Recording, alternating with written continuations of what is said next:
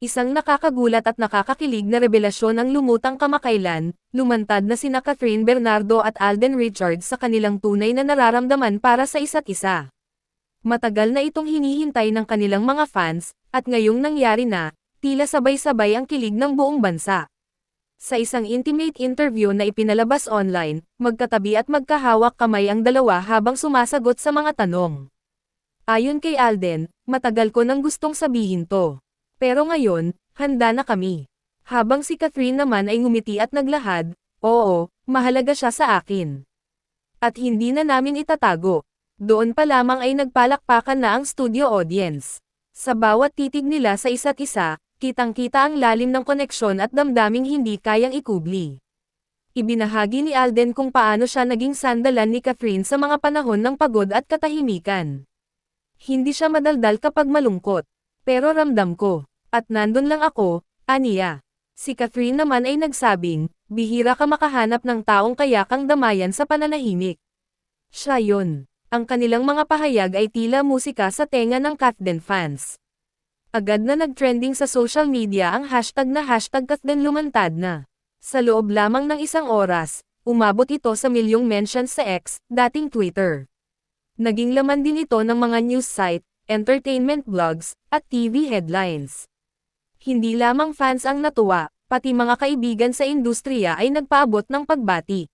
Sa isang Instagram post, nagbahagi si Catherine ng litrato nilang dalawa, may caption na, sa wakas. Tayo, nag-reply si Alden, matagal ko itong hinintay. Sayo, at para sayo lang. Mula sa mga simpleng comment noon, ngayon ay buong tapang nang ipinapakita nila ang pagmamahalan. Isa pang video ang nag-viral kung saan nagyakapan ang dalawa pagkatapos ng interview, tila walang gustong bumitaw. May mga fans na naluha at nagsabing, ganito pala pag totoo na. Sa isang panibagong panayam, sinabi ni Alden na handa na raw siyang maging mas bukas para kay Catherine. She's worth it. Lahat ng tahimik na taon, sulit na. Ang mga linyang ito ay tila direktang tumama sa puso ng mga manunood. Si Catherine naman ay nagsabi, ngayon ko lang naramdaman ang ganitong kapayapaan.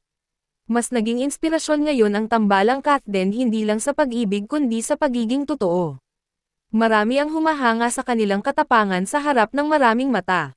Hindi na sila nagtatago sa likod ng mga just friends o project lang. Lumantad sila sa katotohanang matagal nang namamagitan sa kanila. Sa isang event, magkaakbay silang dumating, masaya, magaan, at totoo. Maraming netizens ang nagsabing parang kinasal ang atmosphere ng gabi. May mga nagsabi pa na parang nanalo ang buong fandom sa pag-amin nila. Walang duda, ang kanilang love story ay isa sa pinakakinasasabakan ngayon sa showbiz. May mga haka-haka na baka maglabas sila ng vlog tungkol sa journey nila. Ngunit ayon sa kanila, hindi namin minamadali. Isa-isa, totoo, mas pinili nilang tahakin ang landas ng pag-ibig ng may respeto at privacy. Pero sa mga pagkakataong gaya nito, masaya silang ibahagi ang katotohanan.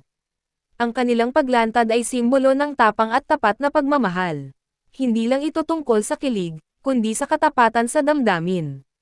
Ang Kathden ay patunay na ang tunay na pag-ibig ay hindi kailangang madaliin, darating ito sa tamang oras. At sa pagdating ng oras na iyon, handa silang dalawa na harapin ito, magkasama. Tunay ngang isang bagong kabanata ang nagbukas sa kanilang buhay. At sa bawat ngiti, sulyap, at yakap, nagsisimula ang kwento ng tunay na, tayo.